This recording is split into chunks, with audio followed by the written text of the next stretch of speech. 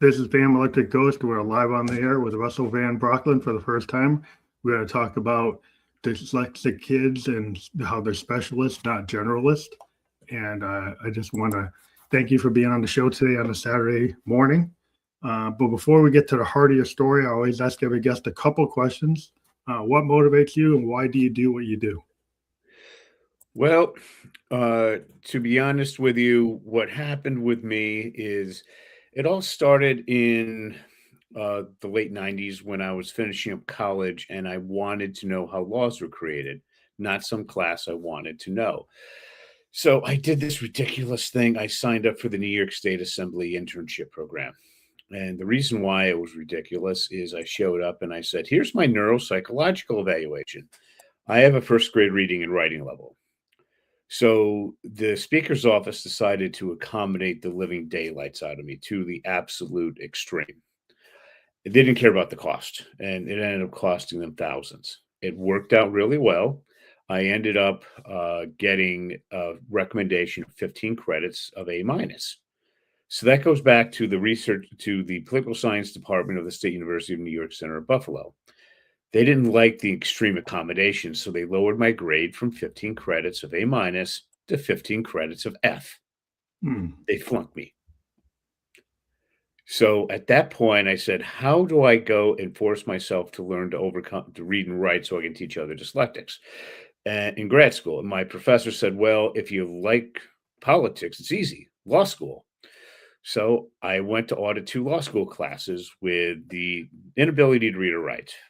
I kind of forced myself to learn to read a bit. Second day of contracts, the professor called on me, and I didn't respond as a student. I responded as his equal because typically they use the Socratic method. You don't know the answer. Nobody does the first week. They keep asking you questions until you eventually, they embarrass you publicly until you eventually adapt. He asked me questions. I responded. Then I started attacking him, which he looked kind of, what the heck? We go back and forth, 5 minutes, 10 minutes, 15 minutes. He throws up his hand and said, Russell, you couldn't be any more correct. In the interest of time, I need to move on to the next case. I learned to read within a month. I learned to write within a couple of years. Then I go back to the New York State Senate, and I said, I want you to fund my dyslexia research program. I solved dyslexia. And they said, well, we don't really do that, but they sent me over to the New York State Education Department. And after going through things for years, I got approval for a multi-year study at the Averill Park Central School District right outside of Albany, New York, our state capital. And what we did is I focused on extremely motivated high school juniors and seniors. They were highly intelligent, college-bound. They had middle school writing skills. 1 class period a day for the school year. They increased their writing to the average range of entering graduate students on the GRE writing assessment. They all went on to college, GPAs of 2.5 to 3.6. We were 3 times more successful than the best dyslexic transfer college at the time for less than 1% of the cost. I was under $900. They were over $100K. And that's how I got started. That's awesome. Well, I think it's interesting when I talk to creative people. There are a lot of creative people I've talked to. I talk to tons of artists, and they tend to be neurodivergent. And what I find is like people are kind of told to fit into the box, but then people want people to be coming out with out of the box thinking, and then they tell them to sit in the cube all day. You know, it's like so how you like okay, you say you want the out of the box thinking, but you really don't support it. Like you said, the people were like not supportive. You had to find your own way by using your mind and your creativity to kind of work around the structure, which to me is fantastic because that's what people have to do. But like your fact that you figured out a way, then you're like a mentor. You want to pay it forward. You want to help other people. You don't want to be like some folks today are like, I got mine, you get yours. I'm not going to help you. They pull the ladder away and they don't even want to assist. So I think like what made you feel like you wanted to help others? Because you felt that was like something that you were empathetic toward other people, not just yourself. Well, I mean, I was just completely angry with the entire system. Remember what happened?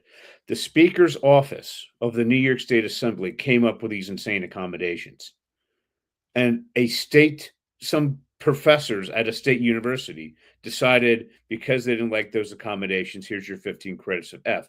That was 29 years ago. That's still on my transcript. I said, I'm done with this. Just so you know what's going on. This is, there's can't turn off the background. All right. Well, like interfering. yeah, I can't do it. So what's going on is there's a book called Overcoming Dyslexia by Dr. Sally Shaywitz. And what's going on is the back part of the dyslexic brain has like nothing going on. The back part of a typical brain is going crazy. But the front part of the brain is about 2.5 times overactive compared to a gen ed brain. That's your creative part. This is like the grad secret school sauce. Right. So what I want to do is actually walk your people through how to be creative. And this also works for, just so you know, the most advanced case I'm working on as far as kids are concerned. His name is Grayson. He's not dyslexic in the least. He's just your 99th percentile kid in math, 99th percentile in science. He wants to get his PhD to work for NASA to terraform Mars. So we have to get him published in one of the major terraforming Mars journals. I found one. I found out what needs to get done. Grayson's currently being taught through the process I'm about to explain to you by his father. Then we need to get him to go through a book called The Craft of Research, which came out in 95, teaches PhDs how to do their doctoral dissertation, context, unique problem statement, solution, sold over 1 million copies in the last 31 years. You got to show them how to do that, write up an article, get it submitted, get it past the desk acceptance, and then rejected by a peer reviewer, which it will be. If you miss a comma, you'll miss it. Then we're going to hook him up with a professor who he'll then explain, I want you to help me finish up with this so I can, get published and go to my doctoral program. How old do you think Grayson is? Or like under 20? Grayson's 10. Wow. Okay. I figured they were under 20, but I didn't know that. Yeah. So the thing that you need to understand about Grace is we literally go the entire way. And again, he's not dyslexic, and at least this works for everybody. So you mentioned that you work with a lot of very creative people who are learning diverse. So what is the thing about them that you admire the most in regards to their creative ability, so I can show you how to kind of replicate that? Well, I think what I like about the people I deal with are people that don't want to just clone and copy. Mm-hmm. They're willing to give of themselves. They're willing to be very experimental. They're willing to be vulnerable. And I think there's a lot of people who are scared of that because, the normal human tendency is to stay safe. And to stay safe means that you just replicate what everybody already knows. As soon as you try something different, the haters come in and say they don't like it. Everybody says that's not part of the canon. That's not part of what we know. And it takes some courage to actually go and take what's inside and put it out in the ether. Not everybody's willing to do that.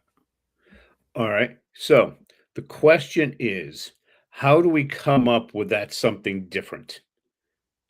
All right. So what I'd like to do is actually show you a process for how to do that. And this is something that this is for everybody out there. This does work for non-dyslexics or non-ADD or ADHD people. I'm just going to let you know that the dyslexics have 2.5 times the neural activity in the front part of the brain. So now you're playing in my sandbox. You had the advantage going through general school. We have the advantage out of school. So let's kind of go through that. What I found is when we're trying to come up with a creative idea, a lot of times we can actually go ahead and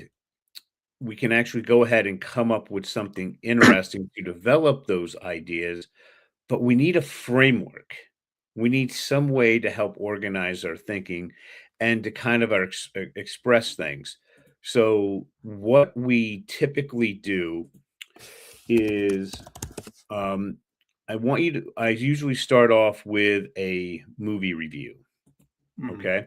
So let's start off with, I need you to tell me a movie that meets 3 criteria.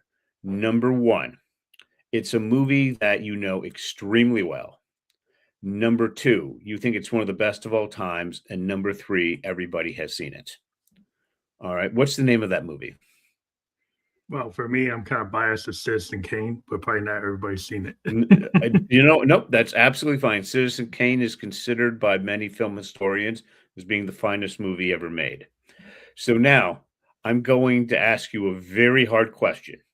I need you to reduce Citizen Kane to a one-word universal theme that best represents that movie in your own unique viewpoint. Like you're just a one statement, No, a one-word universal one theme. word. Best represents that is unique to your point of view. It's unconventional. Not unconventional. I'm looking for something about the movie itself, not how it was shot. Oh, I think it's it was very experimental. Yes, but that's what everybody says about it. I'm looking for something unique to your view. To my view. Well, it's I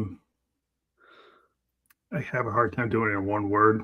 I know this is not designed to be easy. This is to bring you down a pathway so that we can be much more creative. I don't know. I can't think of it right now. Okay, you see how difficult this is? Yep. Okay, so if I were to ask a person who's dyslexic into films, how long do you think it would take them to come up with something good? Well, but given what you said about their brain activity, they probably do it a lot faster than I did. Yeah, they would do it in a matter of moments. Okay, there are advantage to being dyslexic. Okay, so what we would do is,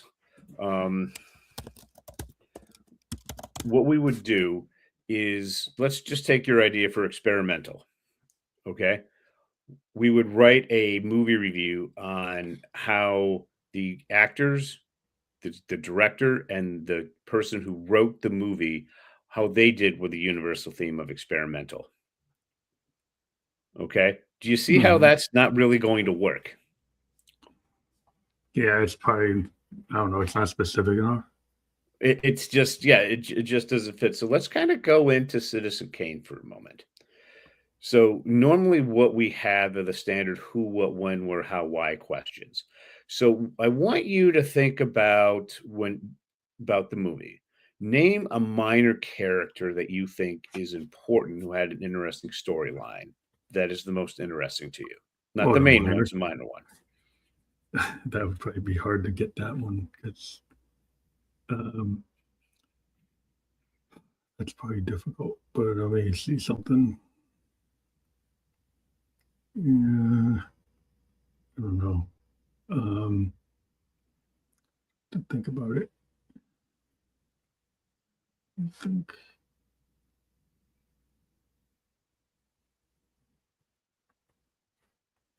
Okay. Is this a movie that you know really well? Well, I mean, I know I can't remember like all the minor characters. I know the general themes, but okay, okay. So generally, again, I'm just trying to demonstrate how hard this is.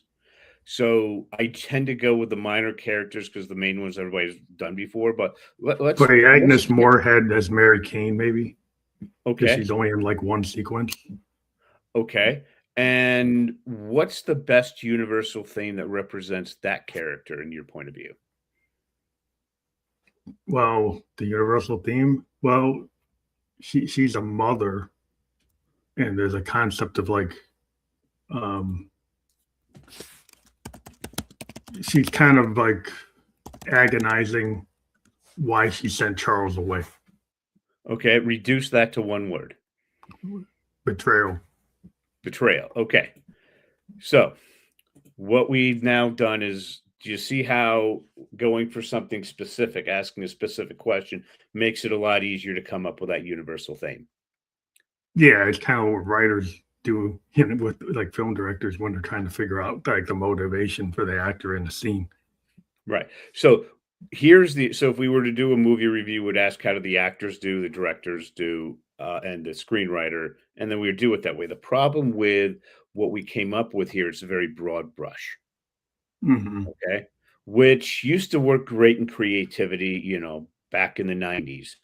But in the 2020s, we want to be much more specific. So now we said, now that we understand the need for a universal thing, how do we structure this? How do we structure our thought process to try to come up with something much more specific so that we can just get over this creative hump? And then I'm going to use a framework that I found out in high school called Any Shakespeare Play You've Ever Read. Hmm. All right. So I want you to think back to high school, any Shakespeare play. You'd have a hero. The hero would want to do something based on one or more universal themes. Then there would be an ultimate villain who is a character combined with some concepts and some universal themes, who would then try to prevent the hero from accomplishing their goal. They would have conflict in Act 1, go crazy in Act 2, and escalation resolve in Act 3. Sound familiar? Yeah, I mean, it's kind of structured. Okay. All right. So now to expand on the creative process, what we're going to do is I'm going to tell this to you as an adult, not to some kid in school, because the kids do this manually, and I'm going to show adults how to use artificial intelligence with this. Is that all right? Mm-hmm.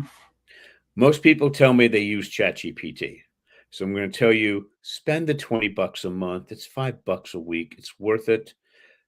Go on, the current best model is 5.5, put it on thinking, and then on the right-hand side, click on that, go to configure, and put it on extended thinking. I used to spend $200 a month on ChatGPT. When the Pro plan came out, I bought it that day. We dropped to $20 a month because I can still get 10 minutes of thinking using that process when I need it. So then you'd go and say, okay, we have our hero. The hero wants to do something. So I'm just going to give you this example in the script for Citizen Kane. All right. You're going to find out who's the hero. What does the hero want to do? And then work with the AI to have it write at least 20 paragraphs. Read them over, say, cut back on this, expand this. Just don't be lazy and just whatever it comes out to.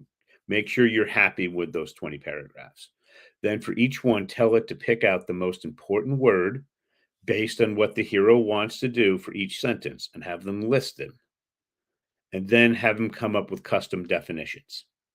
Then ask it based on what the hero wants to do, what are the top 10 most important words?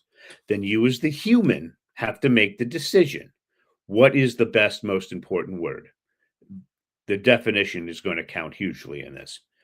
Once you have that, that is going to be your base universal theme. Problem is, it's a broad brush. Mm-hmm. Okay?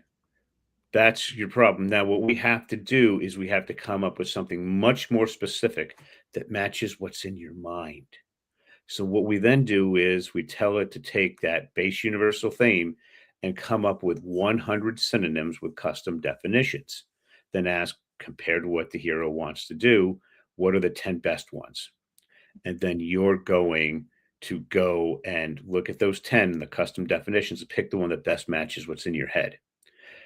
And honestly, it's not going to be perfect. If you're not happy with it, that one that you just selected, that's your new universal theme. Well, go and run another 100 synonyms of it with custom definitions. Sometimes you have to go 5 or 6 times. Who cares? The AI is doing the grunt work for you. You can do this in under an hour. Then you find out the word that best represents what's in your head, the definition that really kind of, it's again, never be perfect, but it'll be close. Now you can use that as a lens to figure out what you want to do, where you want to go as a creative process. That's interesting. Does that make sense? Yeah, it's just a different way of coming up with the creative process. But Yes. the reason that you go through these this process. What was your I guess your thesis? Like, why did you choose that way to do this? Is it something you found out by experimenting, or like why did you choose that? Well, let's look at first of what the dyslexic mind is like. The front part of the brain is 2.5 times overactive. According to Yale, it deals with word analysis followed by articulation. So what I just gave you was a form of word analysis. Okay. What I found is if you ask a dyslexic in your speciality, in your area of extreme interest and ability, do you have ideas flying around your head at light speed? Key question, but with little to no organization. The dyslexic is going to say yes. So we have to force the dyslexic brain to organize itself by using writing as a measurable output. What do I mean by that? If you ask a gen ed person, what effect did Martin Luther King's famous I Have a Dream speech have on the American Civil Rights Movement of the 1960s? They know how to write a paper on that. It's big picture, eventually going down to details. For a dyslexic, it's like grabbing fog. We got to flip that script. We have to ask what personally compelled Martin Luther King to want to give his famous speech. That answer gives us a question, which gives us an answer, gives us a question, which forces the dyslexic brain to organize itself by using writing as a measurable output. What does that really mean? We start off at a very specific point, and then we slowly go out. Question, answer, question, answer. Because I guess the dyslexic mind sees a lot of noise. It's it's complete chaos. There's no organization. So because they see a lot of noise, they can't zero in. They can't. There's just So that's how we fix that. Okay. So when I looked at that, then what I found is people have trouble trying to communicate without a universal theme. Mm-hmm. And then with that universal theme, we then need examples as a discussion. What I found is the problem that people have is once they come up with a universal theme, it's a broad brush. Mm-hmm. So what is the process of communicating with this? And I was like, well, who's the best communicator in English language history? And every professor almost had a unanimous decision, Shakespeare. I was like, oh, good grief. You're going to send me back to that hell? I did not like Shakespeare at school. I mean, as a dyslexic, This is my idea of hell. So then I went back. I was like, okay, what's the process? And I said, okay, here's the process. How do we simplify that? And that's what I found by when you look at the front part of the dyslexic brain, it deals initially with word analysis. And I found out if you don't know exactly what the word means, and I mean exactly, you can't use it. So literally when I work with the kids, they do all this manually. They literally look up each word, the definition, type it out all the time until they mastered it. Okay. But literally that's how they learn to read. So once you understand exactly what it is, then the next thing that you have to do is then, okay, now I have my universal theme. Now I can use that as a lens to then look through it. And I found out if you give that to, like ChatGPT 5.5 extended thinking, as a lens, it can start coming up with really interesting things. Then you can narrow that down, come up with a good example, and then you can start using that to create the message that you want to have. It gets you past the block. Yeah, it's like the large language. Like just to give you disclosure, in my day job, I'm a software designer, engineer, business analyst. I've been doing software design since 1993, and Wow. I'm certified in a bunch of AI tech. But the large language models are very interesting. But what people need to understand about them, there's no sentience. They're just predictive, analytical, mathematical models. They understand things because they based on all the knowledge that they brought in through the large language model, the predictive analytics. They predict what the next thing's going to be, but there's no real understanding of what that is. They just predict it based on what they learned. And if they haven't learned enough, their prediction might give you a hallucination. Right. And here's the thing that drives me nuts about this hallucination stuff. Yeah, I created 3 auditing modes where I literally I go before I send out a document, it's audited 17 to 25 times. Okay. I don't worry about hallucinations because I fix them that way. The purpose here was when you're in the creative process in the space is pardon my French, to hell with the hallucinations or even any concern about the damn hallucinations. Get it out there. Get what you're trying to say out there as best as you can using the artificial intelligence. Go back, compare it to the universal theme in your head and what you're trying to say, and tell it, that's not what I wanted. This is the changes that I want. Get me what I'm looking for. And then once you have that down, then you can take off your creative hat and then put on your editor hat and then go through and check all that stuff. Don't try to do that while you're in the creative mode. To hell with hallucinations and just full speed ahead. Get it out. Try to get it to be what you're trying to say. I found out if you try to do both at the same time, you end up with nothing. Yeah. Well, I think it just people need to understand that prompt engineering is a craft. And I think some folks, like, they just do the first prompt and they take what they get on the first one. Oh, yeah. Instead of refining it. Well, honestly, but going back and forth, this is you having a conversation with the AI. Yeah. And this is not where you want to worry about some fancy prompt. Yeah. You just want to say, this is what I'm looking for. This is not what I'm looking for. You want to get your idea. This is a lens to help you get your ideas. Well, you got a specific use case. I mean, if you have a different type of use case, you might want more accuracy. For your use case, accuracy is not as important. We want it doesn't matter what you're simply. This is the one thing that I keep running into, just so people know about my background with AI. I am one of those people that more than 10x the amount of work you'd expect an educated person to do. Okay, I'm actually around 13, 14 times right now. What you want to do in this case is get your ideas out. Get them generally organized the way you're looking for. If there's any freaking hallucinations, you can deal with that when you're when you take your creative hat off and you're on your editing hat. Okay. I see people, the most valuable thing you can do is to come out with that original idea. So let me give you an example. During the creative process, what we're trying to do is kind of like what the craft of research says with a problem statement. What's a problem that actually, if we solve it, will actually really give the reader something really to understand.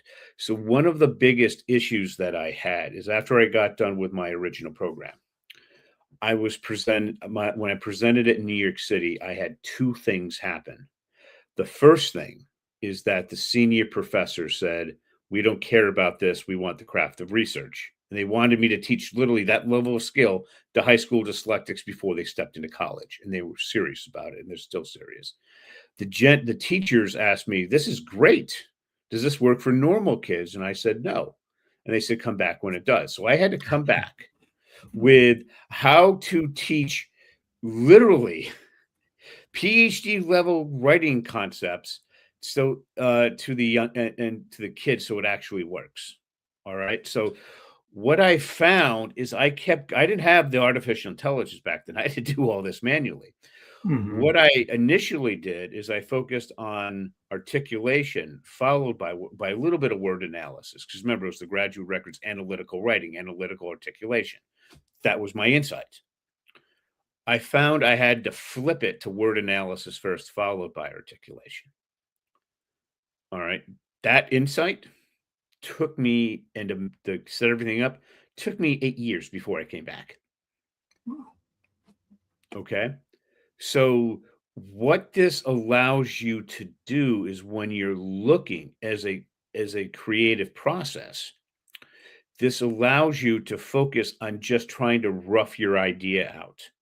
Don't worry about hallucinations. Don't worry about anything. As long as it generally makes sense, then you can take that document. I open up a new session with the artificial intelligence, and then I go into editing mode. It starts asking you questions. You can go back and forth.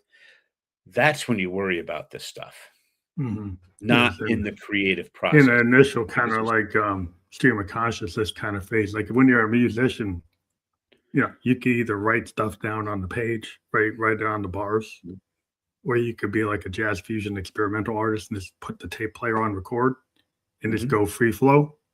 and then later you go back and listen to the tape. You say, where's that catchy phrase? Like, where's the thing that's really going to be what's going to enthrall somebody, that's going to keep somebody in the song? Where's the hook? When you find it after, like, you got an hour worth of music, that you just riff stuff, and then you go and you focus. And it's kind of the editorial process any creative person goes through. You're describing something that's a common process. I've talked to writers and film directors and all kinds of artists that create that initial free flow, kind of download from the universe, and then they go and refine it. Right. Now I'm going to give you a bit of so you see how I showed you that first part. Okay. Let's say we wanted to extend that to writing, so you can see how this works. So you see how we came up with our universal theme. The next thing we would do is use that as a lens to come up with our ultimate villain. Okay. That would be I start off with a person, a character, and then eventually move to concepts. I then take our hero, our universal theme, and our villain, turn it into a basic sentence. Then I go because, and now we're going to do an advanced form of articulation, just so you can see how this works. I would then come up with 3 really good reasons. For each reason, I would turn it into a simple universal theme. Then go to the script of your movie, all right, Citizen Kane. And I would find an exact quote that deals with that simple universal theme at the beginning of the script and one at the end. I would put those 2 quotes together. That's now my data. And then from there, I would create the topic sentence. Now, have you ever noticed that when you're going from your topic sentence to your data, it doesn't flow very well? I would then use a warrant. I'd apply a warrant to this situation. Anybody outside of a PhD candidate generally doesn't know what a warrant is. It's directly from the book called The Craft of Research. It connects your topic sentence with your data by answering a how question and a why question. So I would do that. I would have our topic sentence, our how answer, our why answer, then the quotes. Now it flows well. Okay. So what I did there is that's how I applied word analysis followed by articulation. Remember that first part, the kids are doing all of that manually. They're not doing hundreds and hundreds of ones. They're doing a more limited number of synonyms, but they're typing out the word, they're typing out the definition that they're looking up every time. That's how they build over time a vocabulary of hundreds and hundreds of evolved words, usually over 6 to 12 months. And then that's how I just showed you how to do an advanced body paragraph in just a few moments.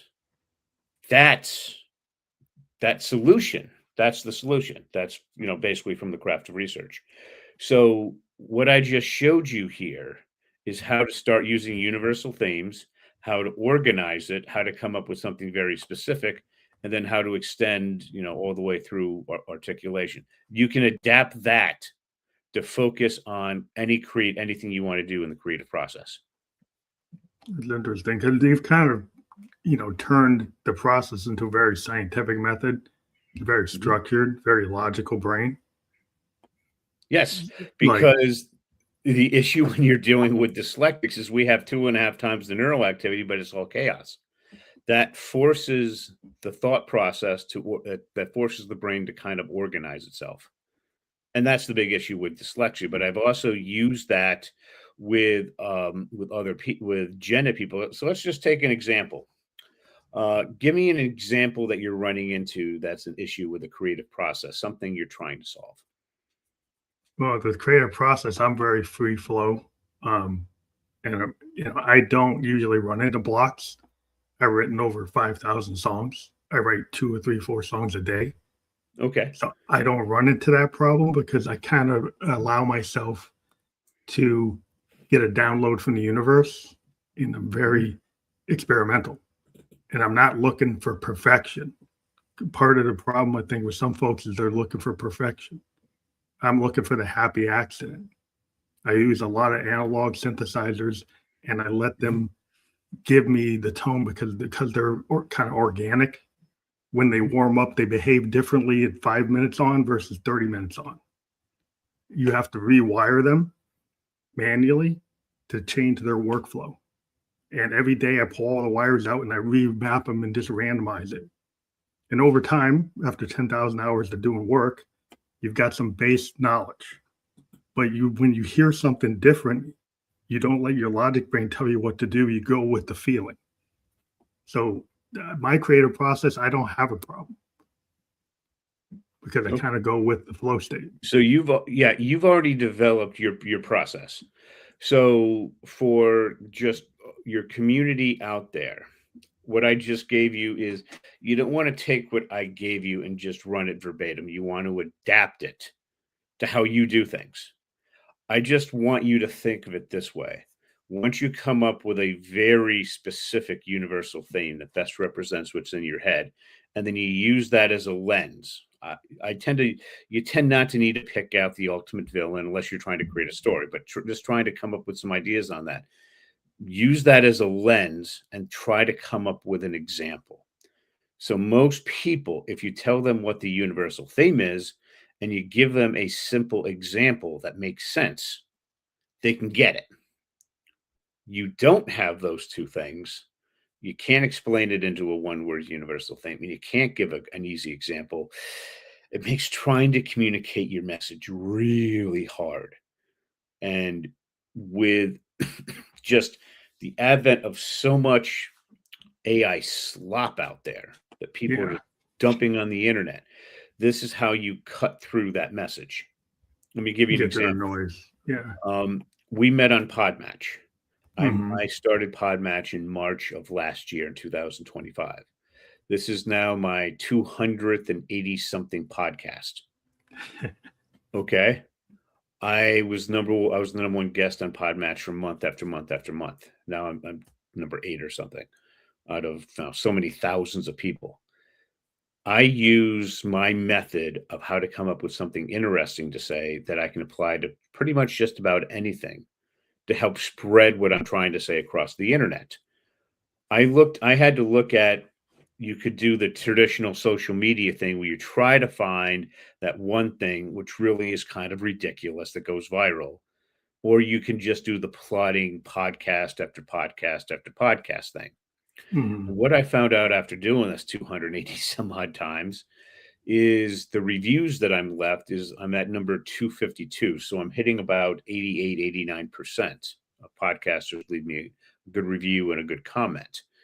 And people are starting to notice, like, oh yeah, I heard you on that podcast. Because they heard me on a podcast that they trusted, my reach isn't anywhere near as broad, but it's much deeper when I make that connection because they've heard me on a podcast. It's more relevant. Yeah. So when you're looking, I'm using the creative process to go on shows that people are like, you solve dyslexia. I said, yes, but I also go on wine tasting shows. I go on AI shows. I go on marketing shows because the craft of research shows you how to solve everything. And I combined, the overactive front part of the dyslexic brain with the craft of research. That was my insight. And then I'm just out there explaining it. Okay. So once you come up with your solution, you don't have to come up with a million solutions all the time. You need to find one good one. And then believe me, there's no end how you go out and repeat it. Get your book out there, get your YouTube out there, get on the podcast, go and explain things, get on the speaking stage. I think it's really interesting because I've been podcasting since 2016. I've done over 1,300 episodes. And initially, I only interviewed musicians. Then I decided, like, well, what's the common theme with the music? Well, they're creatives. Then I opened it up to authors, poets, painters.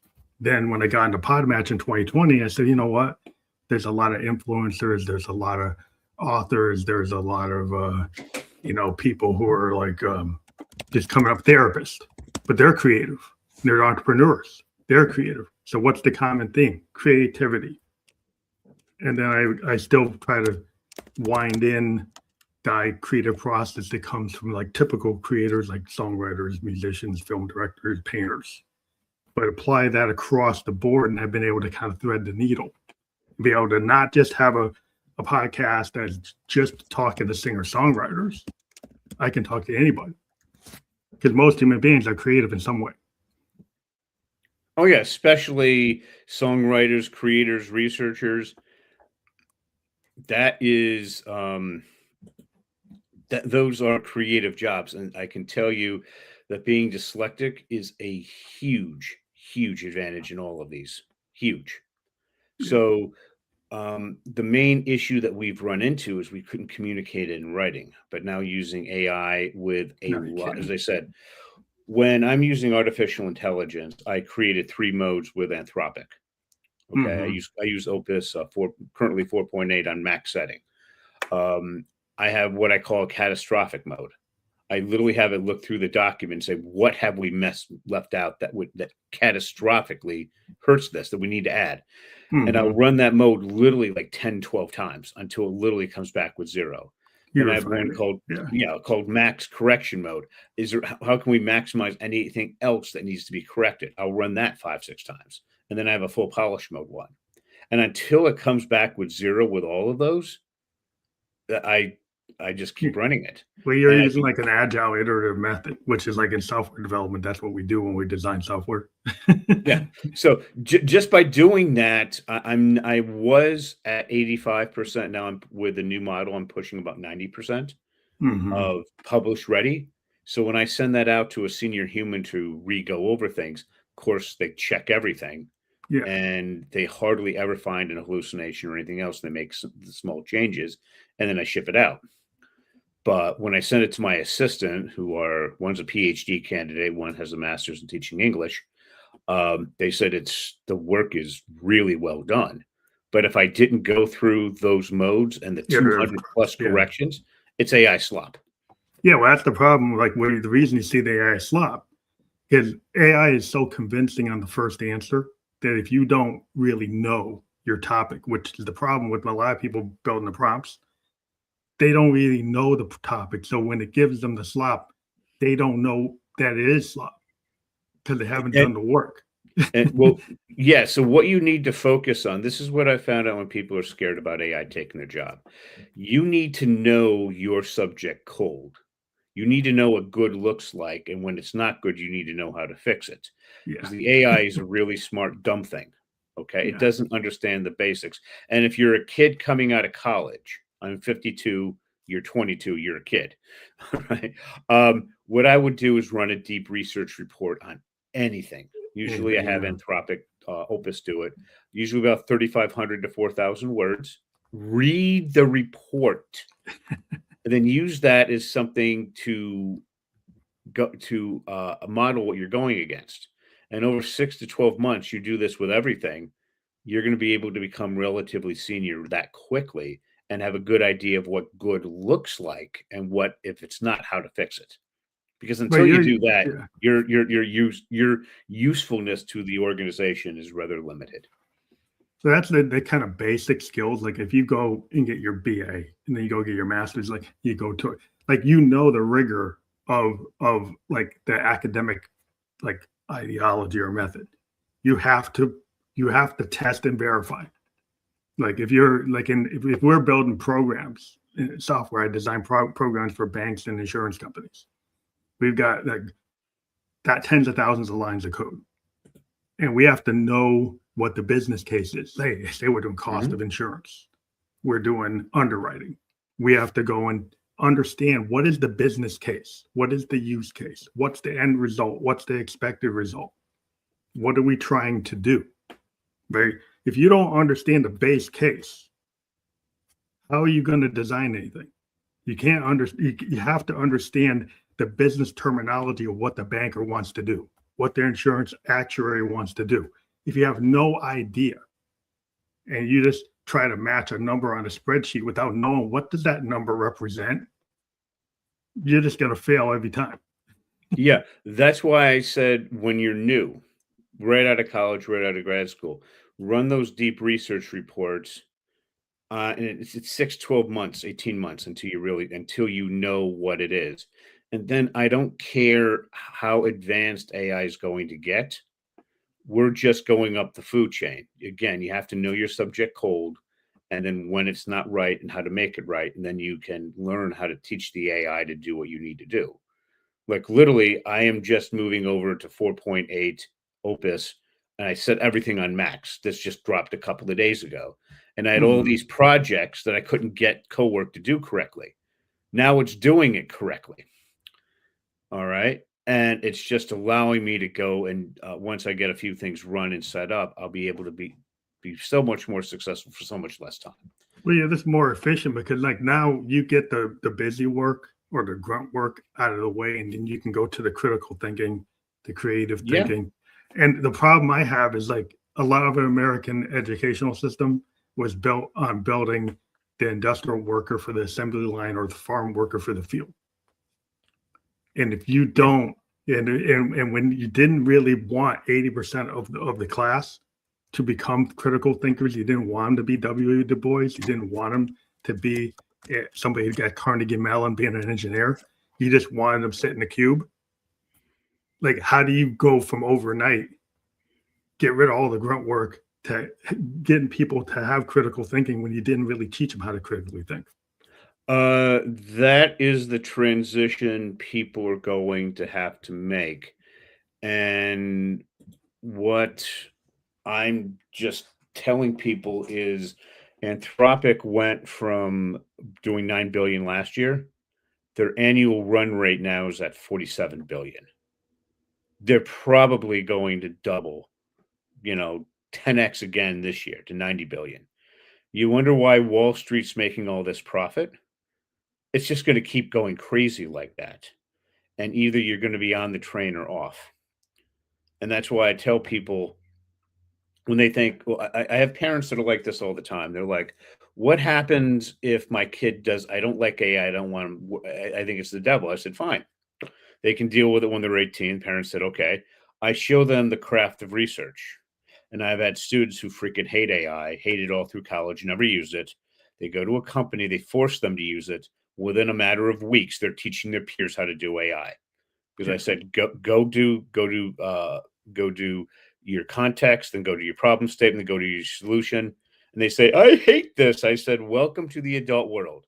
But I showed them how to practice this. They practice all through high school and college. And then they apply that to where their companies are. And they're like, they're coming back with solutions that the company can actually use. And then they're told to teach their peers. And the peers don't know anything about context problem solution. So they have to teach them that. Yeah. And they're like, I'm teaching them what I did in high school. Well, everybody has to go back to school. And that's the problem because there's some folks that don't like going to school. Mm-hmm. And I think the problem, issue is going to be is there are folks that don't want to have that critical thinking as part of their life. But in order to win in the next 10 years or even 5 years, like you're going to lose your position if you're not willing to go into that like, what can you creatively do, right? Instead of waiting for the boss to give you the task. In my shop, I'm working for a startup. AI is part of our performance assessment. We have to prove not that we're just using it to show that we're using it, that how many hours we used it. We have to show that have we come up with a new idea that's going to push the needle forward? Are we going to come up with a new process, a new procedure, a new product? Because we are using it as a tool to assist us to be able to do things that maybe we couldn't afford to do. That we can, instead of going to Mumbai and using 10 resources in India to do something manually, that I automate a process and I do it faster than those 10 people could do, and more efficient than those 10 people could do, more accurate than those 10 people could do. Yes, but here's the thing: when you're an employee, don't expect to do all this productive work for the same salary you were making 5 years ago. Well, I know.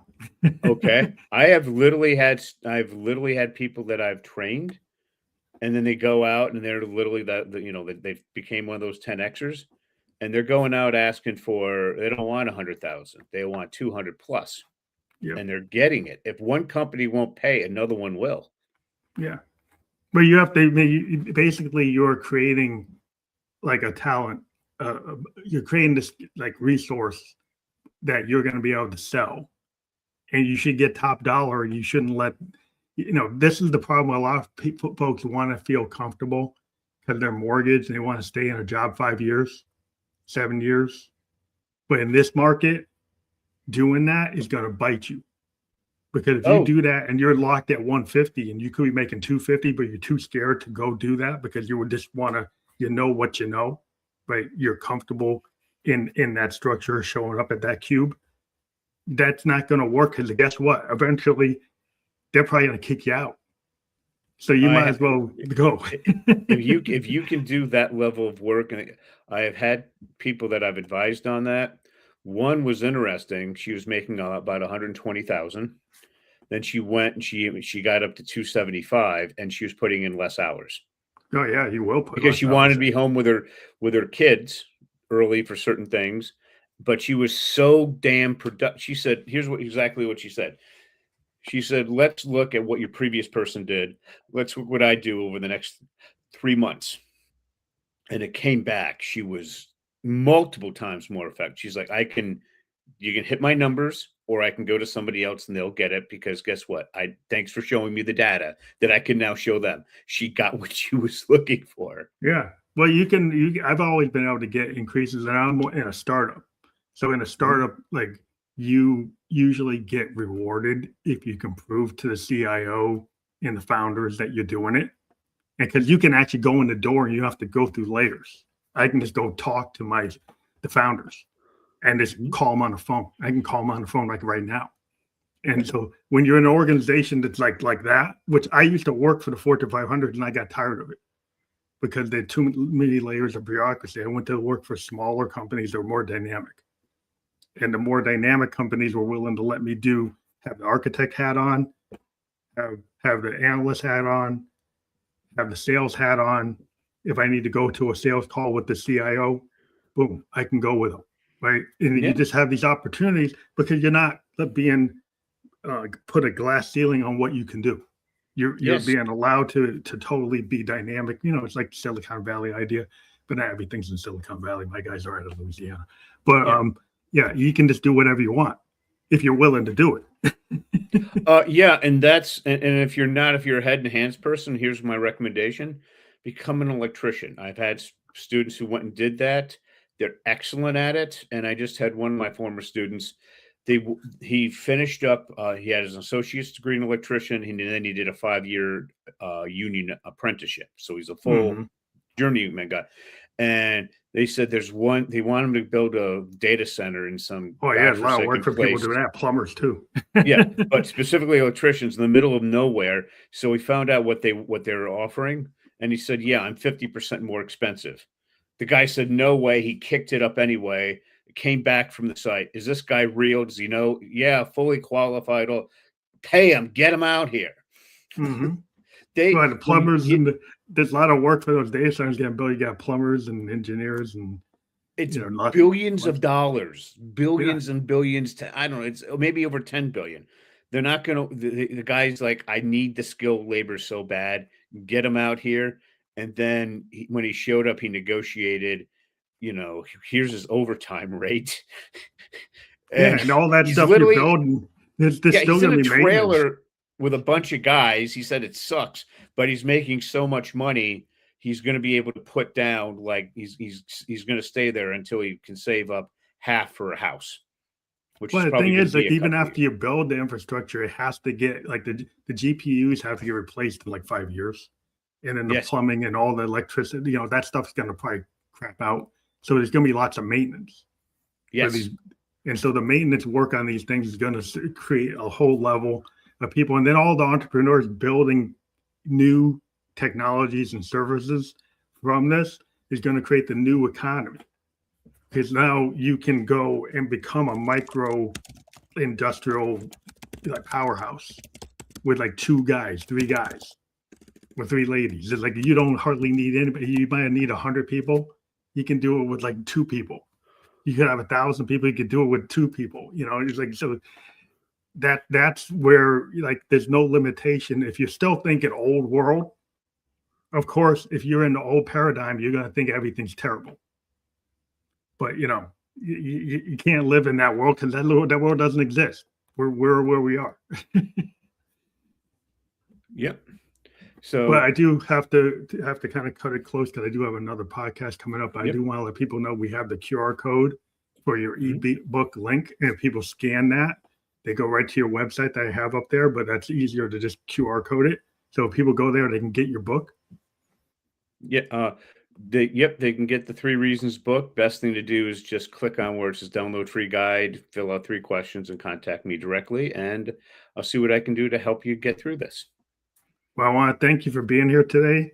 Sorry to cut it off. I do a lot of live shows today. Oh, no. That's absolutely fine. You got another one coming up soon. Okay, but thank you for being here. I think it's been a really interesting conversation, and we've been able to apply like what you're doing to a lot of people's lives that maybe didn't even realize they needed assistance. And so I hope people check this out, scan the QR code, dive into it, and I hope we can talk to you again in the future when you have another book or another like session to talk about things. But thank you. That'll be great. Thank you.